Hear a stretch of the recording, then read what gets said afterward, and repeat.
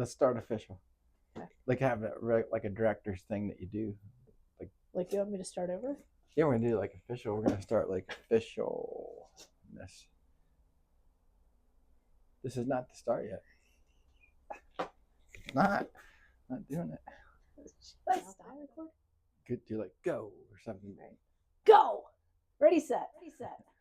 On your mark. Get set. Go. Hey. Just kidding. So Hey everybody. pathetic. Doesn't it look sexy? What? Look at it. It's dangling.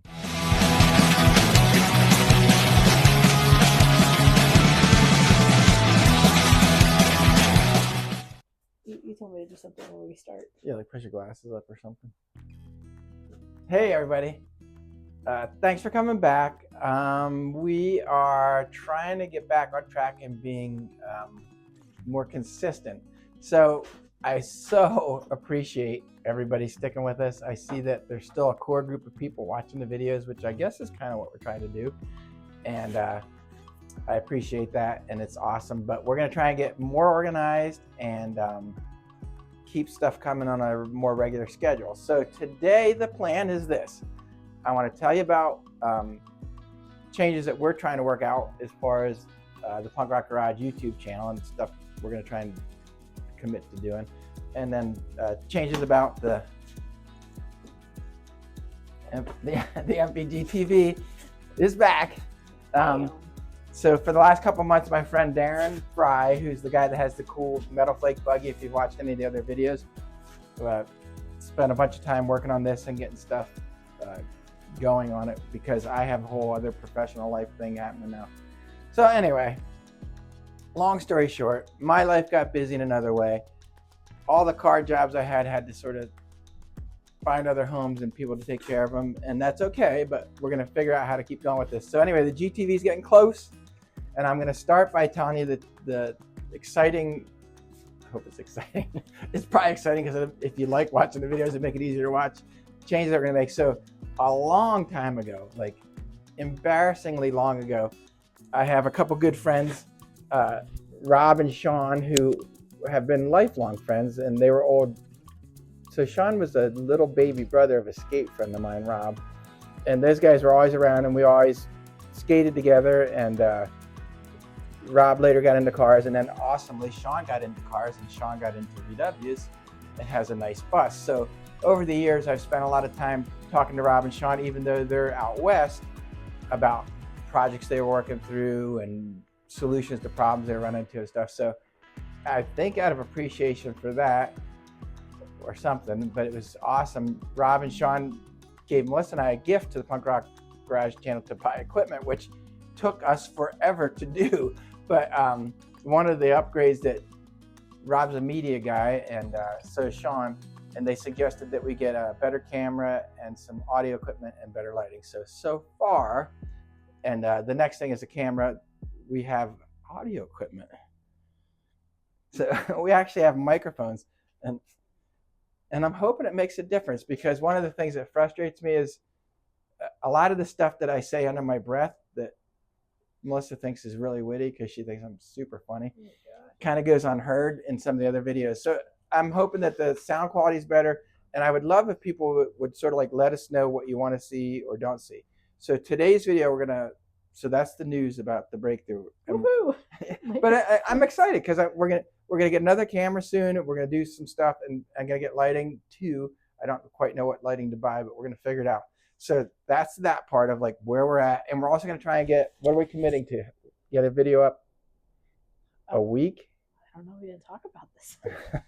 No, we're gonna try and put up multiple videos a month, and I'm gonna try to make the videos a combination of stories about what we run into with Volkswagen stuff, and then I still kind of have a desire to do some how-to stuff, and here's why.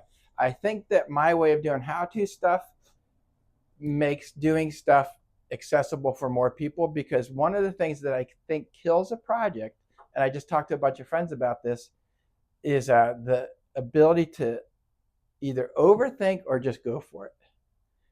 So it's like as soon as I start overthinking, everything shuts down, and I think that's pretty true for everybody. So what I want to do with this channel and what we do here is show that there's a way to build cool, quality, fun cars without getting bogged down in what's the exact right way, or the way that everybody would never be critical of me way, or whatever that is that happens where we worry about what other people think more than what we're trying to do. No. Go ahead. What? I was going to say the method that you say. What? Nothing. Certain method. The don't worry about it method. Wink, wink. Yeah. Yeah. So anyway, so the GTV. Let me give you a quick little update on this, and I don't know if people are into this project or not, but this car came out of a barn, an actual barn in the Midwest. The former owner, like me, was also a social worker, retired, which is kind of a cool thing. And the former owner, who I'm not sure if I am okay saying his name or not, Daren, bought the car in 1972 off a lot right outside of Milwalkee. Not as you see it, because it wasn't lowered and stuff, but it was a full-on EMPI GTV. All the badging, the steering wheel, the shifter, the everything. So somehow the car was either put together at a dealership in the Midwest or came from out in California and got resold as a 2-year-old car, in Milwaukee or whatever. But so Daren owned the car from 1972 until I got it in, what year did we get this car? 2 years ago. Say 2023. So got pulled out of a barn. A friend of mine that worked out in the Midwest said, "Hey, there's this car. I think it's a GTV." And I thought, "Oh, I didn't know my friends knew about GTVs." I bought the car sight unseen with a phone call. The guy that sold to me was awesome. We got a price.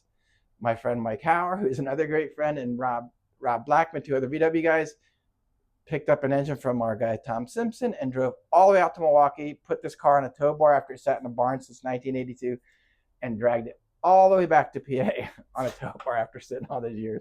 You guys went through like downtown Chicago. We drove right through Chicago with this car on a tow bar. And the funny part is, the whole way back, Mike Hauer kept worrying, and it was his vehicle towing it, so I don't blame him, that the front end wasn't sturdy. And I would crawl under the car and tap on it and tell him how great it was and everything's okay. It's fine. And it turns out when I go to start to do the rust work on the car, everything was what I expected, except when I took the chassis and turned it over. As soon as I hit the center of the frame head with a hammer, it went right through. So that the undercoating made like a false bottom, and the whole frame head and the front of the pan were rusted. So I ended up replacing that stuff. But I'm glad we didn't know, because it would have been even more of a stressful drive. Yeah, legit, exactly. Huh? Yeah. So anyway, the car made it back. Who told you about it? My friend Rick Tevis. Okay. He runs a hospital out in Wisconsin, but he had lived for years here with us. He's a mountain bike friend or whatever. Yeah, I couldn't remember. So the car is great. The rust work's finished. The new EMPI wiring harness. EMPI hooked us up with all these great parts. Brand new wiring harness, adjustable beam, 4-wheel disc brakes, just a lot of really cool stuff that made this project even cooler, because it's so rad that EMPI was involved back in the 70s and earlier, and they came on board and got involved now, which it's just cool. So this car is fixed up with all EMPI parts in 2024. And so where we're at now on the car is wiring needs to be finished, which I'm going to get to because the car is now back here from Daren's house. And just a couple of the little cosmetic things need to be taken care of. And one of the big things that need to be taken care of is, do you want to come over here? I'll show you. Can I show people the stance quick? So the stance is close. So a lot of car guys, it really makes a big difference to me what the stance looks like. So I think on the front, I have it nailed down to where I want it. And if you get a perfect side view, which you can't, it's the fender lip just covering the tread band as it wraps around the side of the tire. And these are actually new old stock Michelin XZXs. I'm gonna try to get like a side shot kind of a deal, too. Yep. And those are the narrow Sprint Stars. I think they're 4-inch or 4.5-inch. And then in the back, Daren lowered it, but we didn't have the engine in it, so it's kind of hard to set the height. So I'm thinking I want the back fender lip to be right here. So it needs to be lowered about 2 more inches. But it's close. I'm starting to like it. And I have a hard time liking a car to the stance is just right. So it just preference on your part? I think so. But I think guys Is it a that grew up, certain I think the style, or guys is it grew like up a- looking at Hot Rod magazine and cartoons and liked Hot Wheels. Everything always has to have a certain look. And for me, it's a lot about the stance. And Daren did a good. He has it all. You know, these are all the original fenders are on it, and I just fixed the rust and did all that. And Daren carefully put it all back together with all new hardware. And you guys want a quick tour of the car? Please. I feel like we've shown this car before, but I can't show it enough. So I'm gonna show you a couple things in here. And here's where I wish we had a good light, but let me see if I can get a light. Pause. Don't even pause. I'll just do it real quick. I want to show you some of the stuff I like about it. So this car had some weird rust stuff. So you can see that this is just all surface rust. Can you see it where you're at or not? Is my light good or not?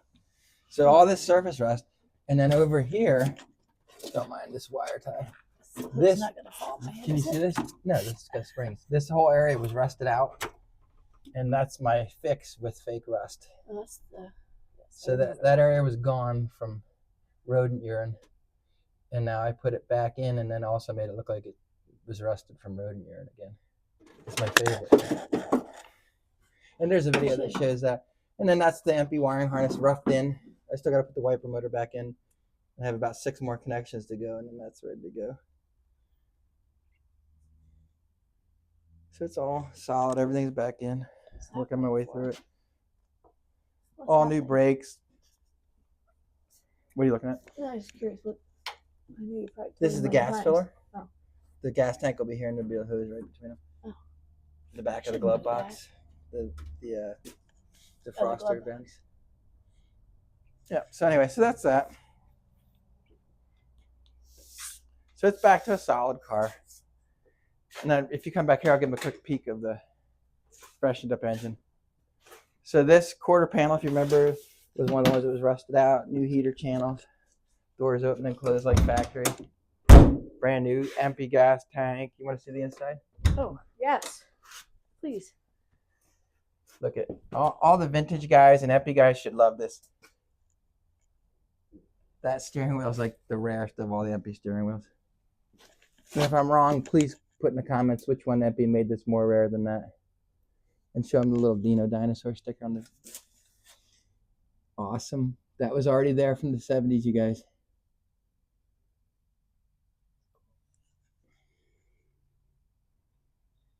Steering wheel's neat. It's just like really like cool and basic.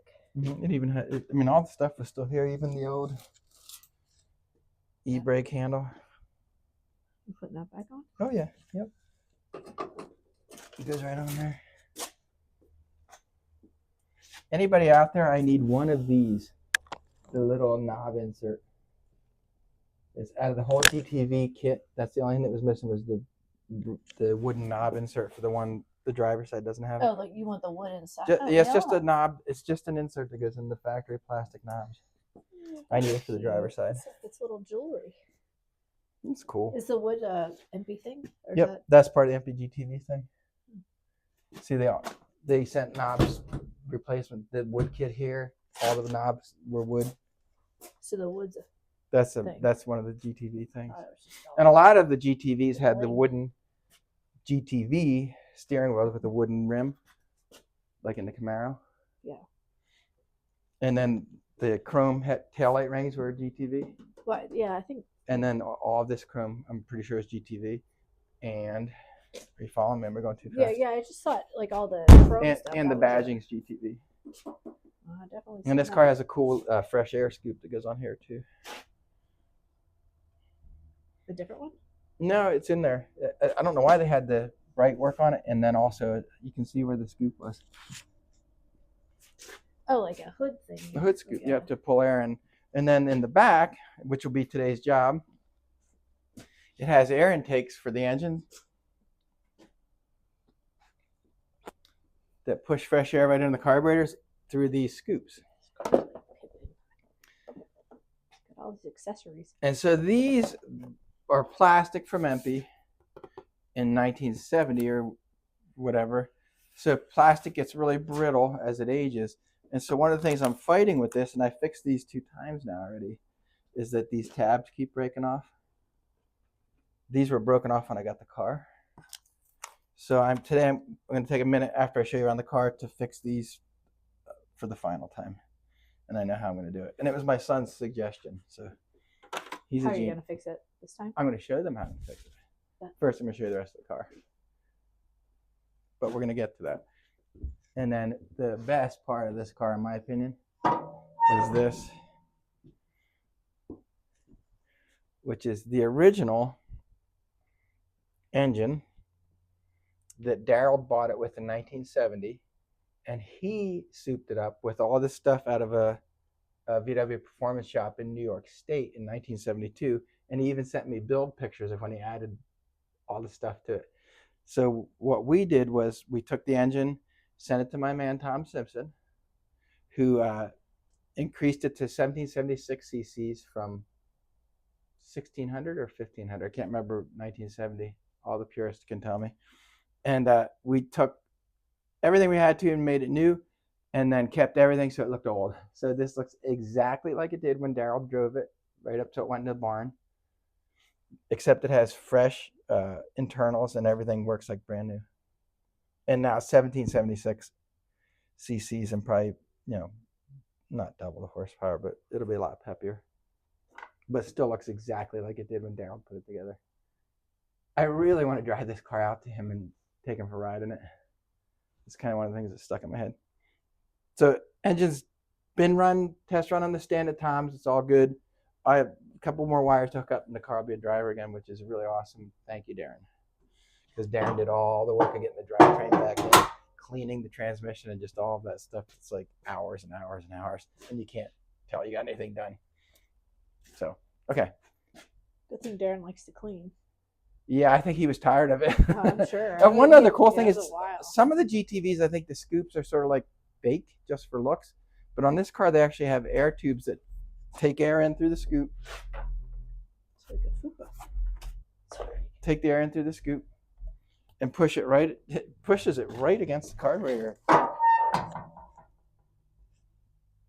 lids, which will be interesting when you're in a pouring rainstorm. But he drove it for years. I mean, yeah, like I'm going to put go into that. I'll be honest. I'm going to put a little piece of tin there to guard that side from direct water. More rust? It won't make rust. But like, see, the air duct comes right in here. Yeah. And it's a good idea for the carburetors to get screen or filter or anything. Oh, this has a filter. Well, yeah, but I meant like for the air coming in. Like, what if like the air filter? Yeah, the carburetor filter would get it. This is an air filter. Inside of there is a paper element. Oh. Mm-hmm. I knew that. I like that we kept even the Champion spark plug sticker that Daryl put on it back in 1972. Oh my gosh, I feel like I remember this on the other side of the garage now. Mm-hmm. Like, yes, that's where it lived for a long time. Wow. It's the same engine. Same engine. It's just back where it belongs. Okay, so give me a minute to set up, and then I'll show you what I'm going to do with these scoops to fix them. What does that say? Darren's reminded me that. So these are the factory kit scoops from EMPI. And my last batch of paint, I don't know why I had the same shop mix it. It's too dark. This is my blend. This is the factory paint, and this is my second batch. So I got to get another batch of paint. It's too dark. Yeah. The color's right, but too dark. So anyway, this needs to be tinted and lightened, and so does this. But it's close. I mean, it's good. I have to remember it's a patina car. So anyway, here's the problem with these. Can I show you? And tell me you're ready. So these tabs are all that hold the scoop on. Can you see them? And so when I got the car, 2 of the 3 were broken on each one. And so I've repaired them, and I V'd them out and did all the things you do with plastic repair. But what I didn't do was add any metal. So my son said, "Dad, you got to add metal." For strength? Yeah.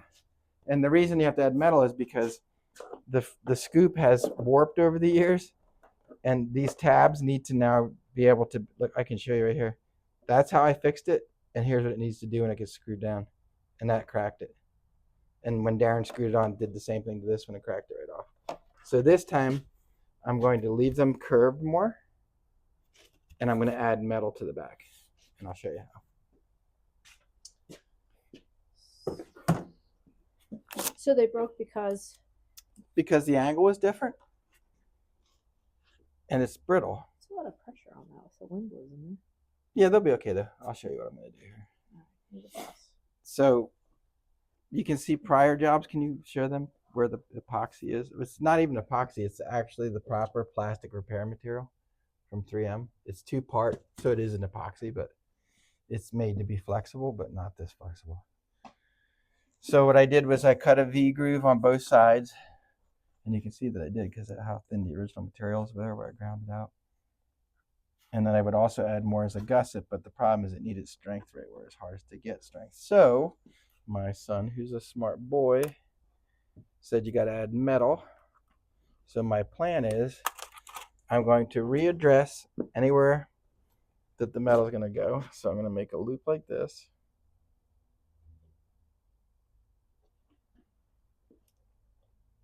And then I'll make this return.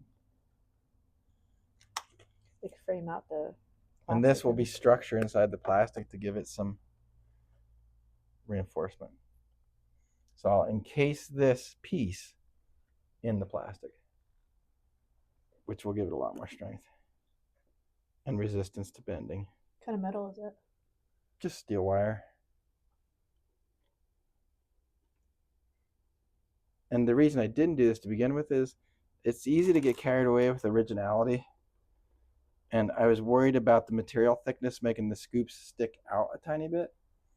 But at this point, you can get reproductions of these, but I don't want it to be reproductions because the cool thing about this car is it is exactly the way it was when it was put away in the 80s. So I want to keep the original scoops. So I'm willing to give into a 1/16 of an inch more surface on this to have it be strong and not lose them going down the road.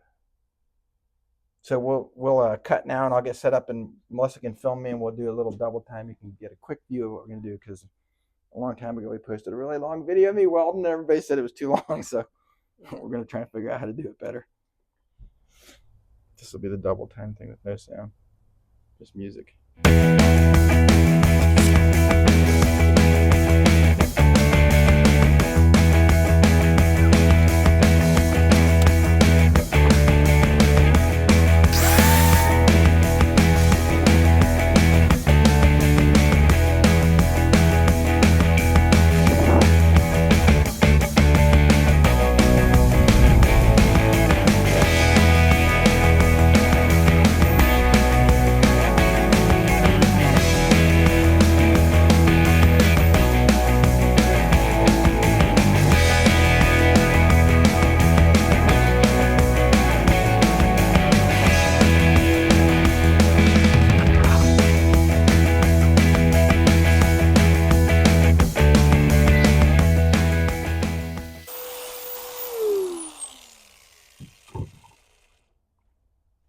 So all I was doing there is getting as much material thickness away from my old epoxy job so that I'm not making it any thicker than it has to be, because I still want it to be as close to original as I can.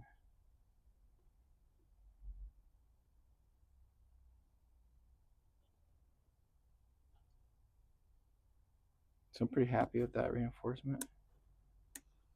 I'd rather that be totally flat.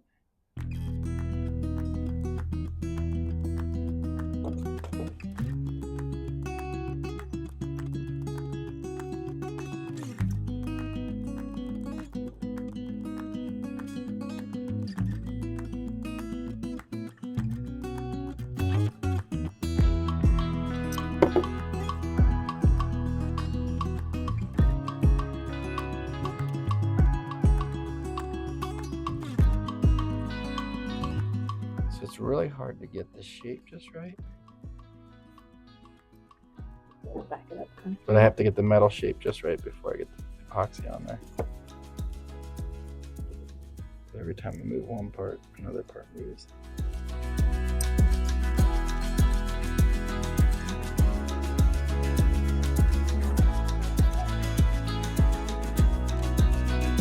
So the idea is to have this piece fit as close to the shape I want in the end as possible, so that all the epoxy does is hold it in place.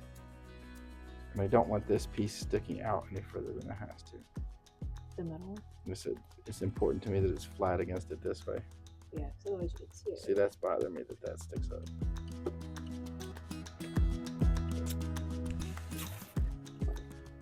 So I'm using the vise to make it flat on a single plane. And what I'm running into, I don't know if it shows up in the video or not, is that every time I make a tiny change in the wire, it changes the whole thing. We're sneaking up on it though. So I want it on there, pretty much touching everywhere because I don't want it to make it stand out. And that's about right.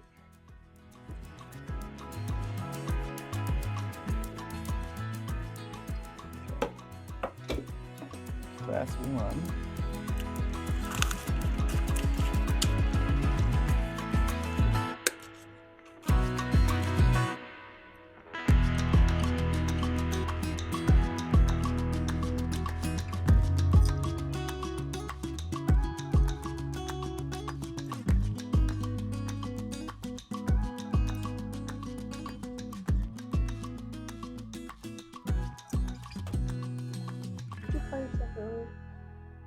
A hack? No. It's your microphone. Oh. I just caught a glimpse of that again. My microphone? Superstar? No. I said something with your name because it was a mic. Oh, it's named after me, is what I said. Microphone. No. You don't agree? Yeah.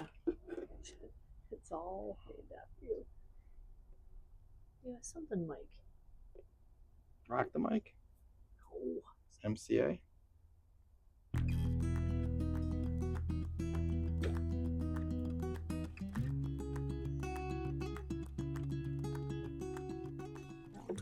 It's good. Close. I learned on the first one.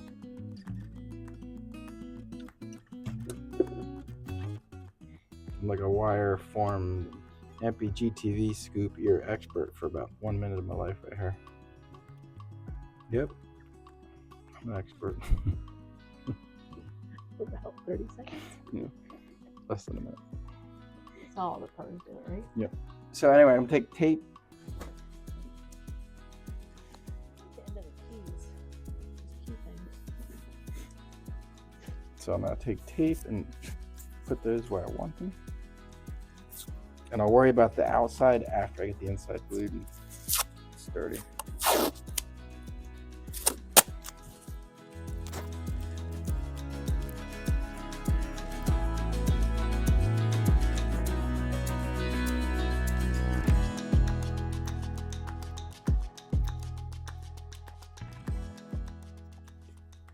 So I just want that to hold it until the glue sets up.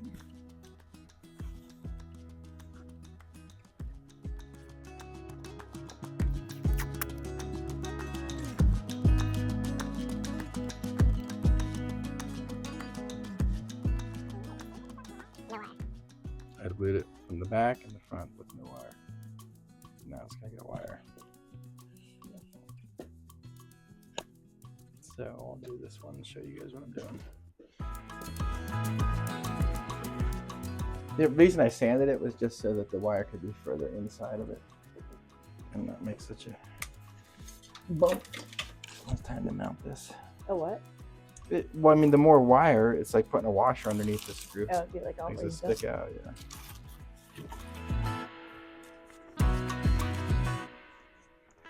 Is that like a single? This is 2-part flexible parts repair material from 3M, and I have just always felt like this worked the best out of my choices over the years for anything plastic. And it works just like any other epoxy. It's equal parts. And what, you mix it together and it hardens? Yep. Yeah, it's a catalyzed substance, so it requires 2 substances to become one. And it doesn't harden until they're mixed together. So you can fix any plastic, broken plastic? Yeah. Like that? And again, the idea of this stuff is it's supposed to be for flexible parts, which ideally would be great because this needed to flex, and that's why it broke. But the age of the plastic, makes it like kind of brittle. yes. And again, it's such a thin. I think EMPI was back in the Cheap on 70s. plastic? No, I think it was just that That smells nobody lovely. thought about it 50 years down the road, 55 years down the road. You know what I mean? Yeah, like how the plastic would hold up. Yeah, exactly. And some of the new reproduction ones are fiberglass. But I kind of want it to be all the original cool parts. So, And fiberglass is stronger. well, it'd be, you could, in theory, it's not necessarily stronger, but it would be brand new. You could make a brand new fiberglass one. So I'll put a little coating of this on. Right through the little hole Yeah, I can just drill that out.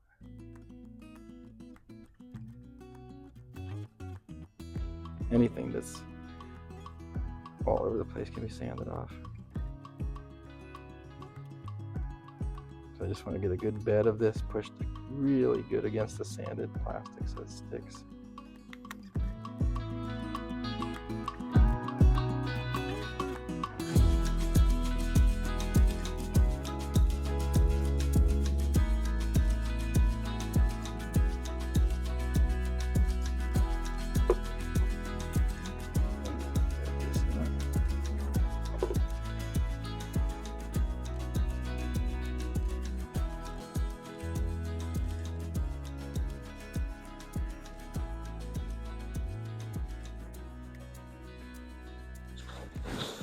Bury it. And then, no, you're good.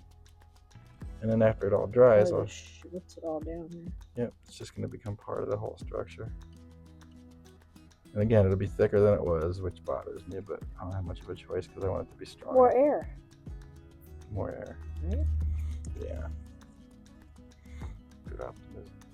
That's me.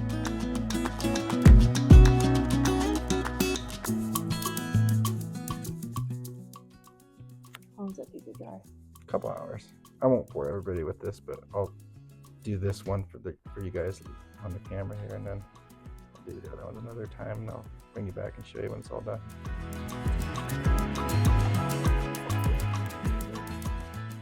Okay, so I'm pretty satisfied with that. So can I show you why I'm satisfied? So the plastic is going to be reinforced by all of this epoxy. And the nice thing that I'm happy about is the wire form that I made laid really tight against the plastic that was already there where I sanded it. So the surface of the scoop is only going to be the thickness of the wire higher than before. Once I sand that, that'll be all sanded smooth. It'll look like this.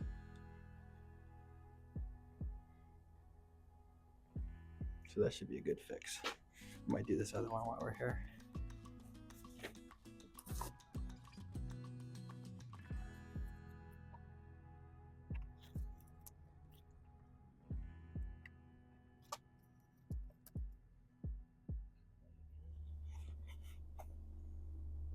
So that is the glue and skeleton that I made out of metal wire in place. So when that cures, I will then sand it flat and then flip it over and reinforce the crack on that side too. Same way? No more wire. That's all the wire I'm going to do right there. The outside will be just cosmetic. This has been repaired and you can't even see where I sanded it smooth. This whole tab just snapped off. Hold this stuff.